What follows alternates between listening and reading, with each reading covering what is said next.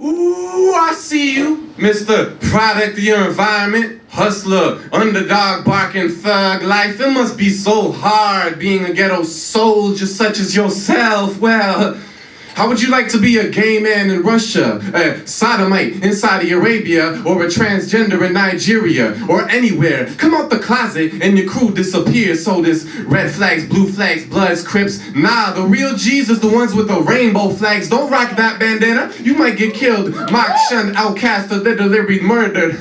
Now let's teleport from the funeral procession to a cipher in the streets. You and your homies is head nodding. Yo, what's another word for week? Gay? Okay, so you go with that. You're on the attack. No gay, I'm sick of fuck on me. Yo, my boys got my back. And then you say no homo because this is hip hop. Where people are more accepting if you've killed a man than if you've made love to one. Hip hop. Like how Zimmerman is scared of Skittles, these mans are scared of rainbows. Hip hop. Paying homage to Machine Gun Kelly, Ricky Ross, Pablo Escobar. They'll do a shout out to Noriega, but they won't give a shout out to Harvey Milk. And all the hip hop heads be like, yo, who's Harvey Milk? He's a martyr for the queer cause, and for real, I actually had to Wikipedia that shit because my music scene's a bunch of misogynists masquerading like social activists. It's like corrupt cops, fight the power, the class system, fight the power, racism, fight the power, sexism, homophobia. Actually, we cool with that, man. I mean, like, Elton John, do your thing, just do it over there, because we kind of like Iran. There's no gays in our culture. Everybody make room, it's Mr. MC Machismo, Mr. 100% hetero, the epitome of masculinity. He about to do a video shoot. All right, so he takes off his shirt, he oils up his body, poses next to the Maserati with the sparkly diamond chain, the gloss, the Louis, the Gucci, the male entourage. Gotta show him all that you a macho man, yeah. Macho man. I can see through these sculpture thugs. These men want some culture club. In rap battles, telling their opponent to suck their dick. Must be a Freudian slip. I wonder if Tupac's heart naturally thirsted for the taste of a male companion, would his face still grace t-shirts in every hood? I wonder if somewhere there's an inner city youth that gets butterflies whenever he sees that cute guy from this building, but gets goosebumps whenever he hears Nas attack a beat. So he starts writing his own rhymes and everybody's like, yo, keep it real, yo, keep it real. But the only way he can keep it real is to keep it fake. What happened hip hop? I thought it was about open minds and closed fists fighting against oppression. I do not want to see the prey become the predator. So I am here telling you to think beyond your own struggle and fight for their right to party.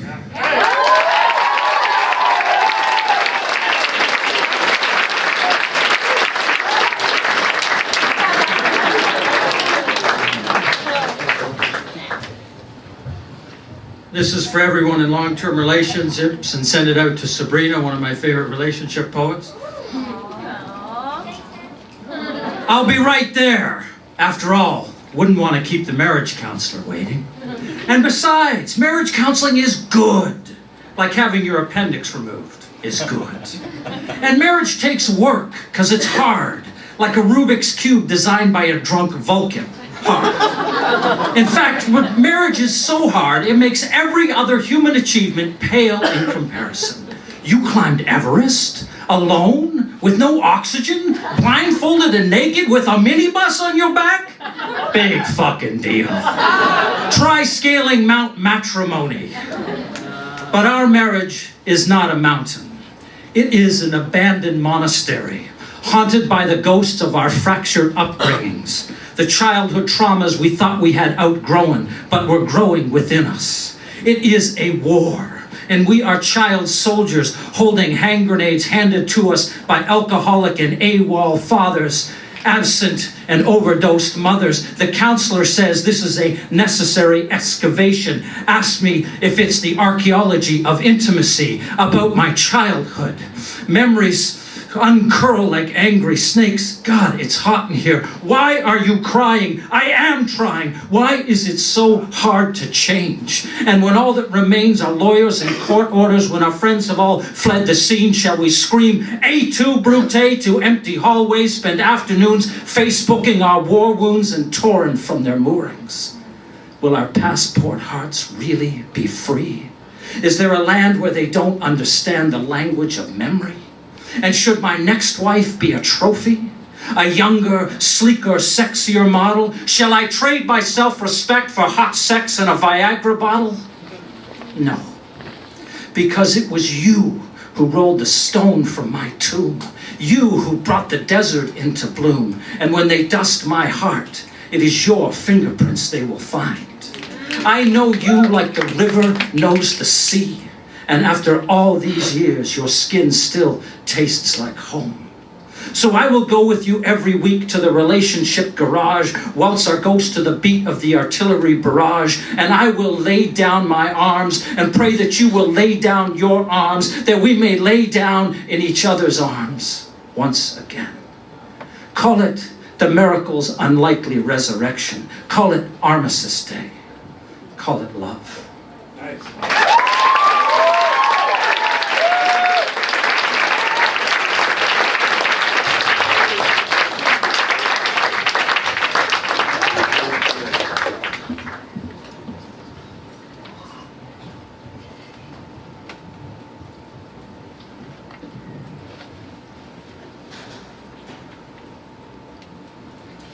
I got this beat playing out in my head. It's the backdrops of words I never said, and all these things that I have going on. They ask me why I keep holding on. And I've been holding on for my dear life. Through the trenches of joy and the skies of strife, I created the depth of my ancestors as purpose is being birthed within me. Trapped in between the dichotomy of what's wrong or what's right, ancestry measure of the situational variable of here and now versus there and then. And my pops says to me, hey, David, big brother, do you know how you got here? Is that a trick question, man?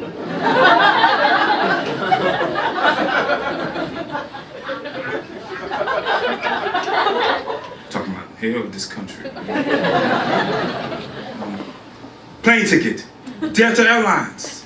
He did his best Chuck Norris Delta Force impression and shot my nose from down, but pulled me up so I could know the lead said that I flowed here on the river of blood. The same river our ancestors sacrificed their presence for my presence, so at least be a warrior for love, and please don't ever be ungrateful.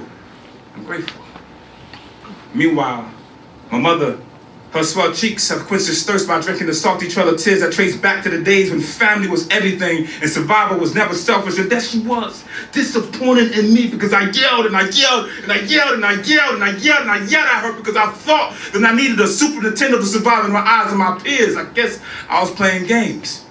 And what if you weren't here? What if you lived in a different generation? Does your soul has a signature preference etched in stone or yielded to whatever situational variable that destiny squeezes inside of a cup of fate? Or do privileges change you in the way you define comfortable living? Of course they do. And the internet, oh shit. The internet makes me feel so smart. Google, oh shit. Google makes me feel so damn smart, giving me a conveniently cooked microwave version of information going up in this diaspora. Sometimes I felt like I was a microwave representation of my Haitian nation.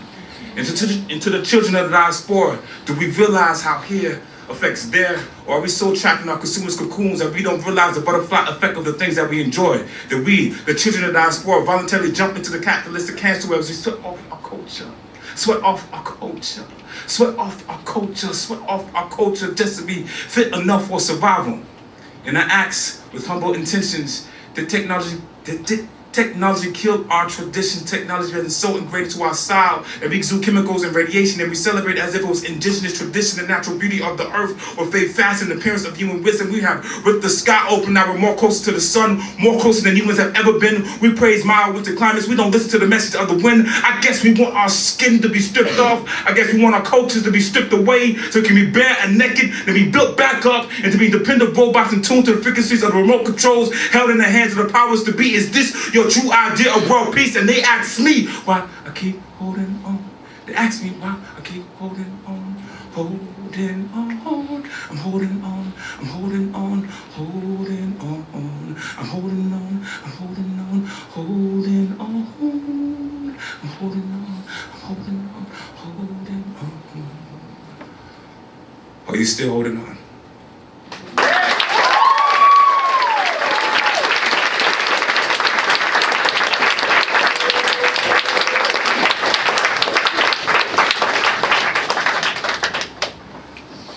If If God had a lawyer, then clouds require payment for every picture they paint. Nightingales owe royalties for the songs they cover. Autumn leaves file as content providers. And flowers secure branding for colors blossoming from their heart. Rain charges by the drop or the hour, depending on which is more. And snow carpets by the yard. The otter goes union, booking shows through Ticketmaster. Dolphins are holding out for signing bonuses. And everybody hopes the whales come back for another contract year. Lightning sues thunder for appropriation. And roses garner endorsement fees for things that smell nice. Don't bother stargazing until you've signed the waiver. Snowcat Mountain wants an ex parte advance. The log on the beach has restructuring costs. And the morning mist agent demands 15%. If the sun needs compensation for drying our tears or glowing our skin, and the moon settles property rights, then love itself is going to need representation. If God had a lawyer, he'd have the whole world sorted and vetted, collated, regulated, licensed, and legislated with Ponzi schemes and credit card usury and American dreams. Cost of my life would be too much. I couldn't afford a cool breeze, let alone a sunrise. I'd get busted for trying to sneak into the ocean. Have to work day and night just to watch children play, sell my hands on eBay, work late every Sunday for the smell of Mom's cinnamon buns. I would not rest. Bag lunch every day, work through all my coffee breaks for echoes of church bells on Christmas morning, become a bus shelter squatter checking in phone booths for forgotten quarters to pay the cover, to walk by your house. I'll never give up. I don't care if they call me a pass in the hat, you gonna finish that? Slimy rat. I'll pan for gold, learn to sew, to buy one more moment in your eyes while you call me handsome. Half a block, holding your hand, your thumb pressed into my palm, sell the farm. Hold my soul in escrow to feel you tucking tiny cold toes under my thigh while riffing your solo jazz laugh, smelling the color of your hair, tasting the caviar satin of your neck, would run up my tab so high, never pay it off. Your kiss? Ha! I'd face big-time litigation for the reflection of your kiss upon the imagination of my lips. So when you go, and you know you will, to another your heart is sent, when my 2-for-1 hope has all been spent, bring me the bill, I'll pay it in full, no questions asked. No, I do not need a receipt.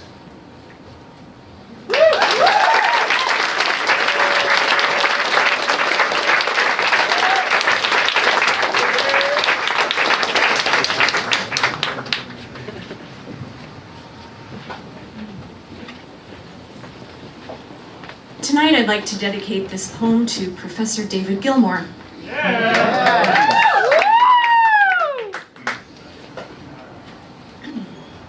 The trouble with feminism is that it's been feminized, made a female issue at the hands of its first syllable. So I stand here a proud feminist, not because I don't have a dick, Shanary, but because I do. Because I know how to love a word for what's on the inside instead of judging it for the curve of its F. Because in the murky sea of semantics, I choose to stand on the solid shores of Merriam and Webster denotation. The theory of the political, economic, and social equality of the sexes, connotation, man-hater, ball-buster, bitch. Man-hater? Man-lover?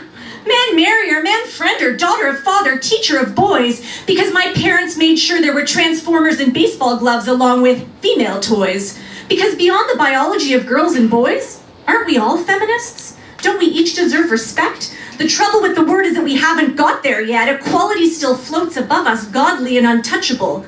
But that doesn't make 50% of human beings culpable. Ball-buster. Ball hugger. Daughter of a father, non-violent to the core, baker of cookies, singer of lullabies, a man who before men walked around wearing t-shirts that say this is what a feminist looks like, walks through marriage and parenthood living it. But men who wear feminist t-shirts, I love your balls too. Because it is not appropriation of voice to wear equality on your chest. And though I have been eye-fucked and force-fingered, and by the grace of God, nothing worse. Though in the dark I walk with my keys between my fingers, watch my drinks at the bar, see my friends to their cars, I will save my hating for those who affront our humanity, and not apologize for the gift of physical diversity. Though I know some still say bitch because I'm a feminist, another word loaded like a plug train station toilet, does it make you twitch? The word bitch is so gendered it makes feminism look androgynous. But if bitch is synonymous with feminist, then my husband is the biggest bitch I know. A man who wore an engagement ring, hyphenated his last name, still has to explain himself to family and friends because I am a man lover, gonna yell it from both sets of my feminist lips. It's time we let go of the he's and she's and started talking about the we's. The trouble with feminism is it's not a fucking vitamin. You can't just take it because it's good for you. We've got a lot of work to do because science teacher Mr. Storr thought it was okay to motivate male classmates with taunts like, Adam, you're not telling me that Cleggy, a girl, can do this better than you. But I have a father who came home from parent-teacher night and declared, Mr. Storr is an asshole. Because some men are assholes, and some men are feminists, and I stand here a proud feminist not because I hate men, but because I love them.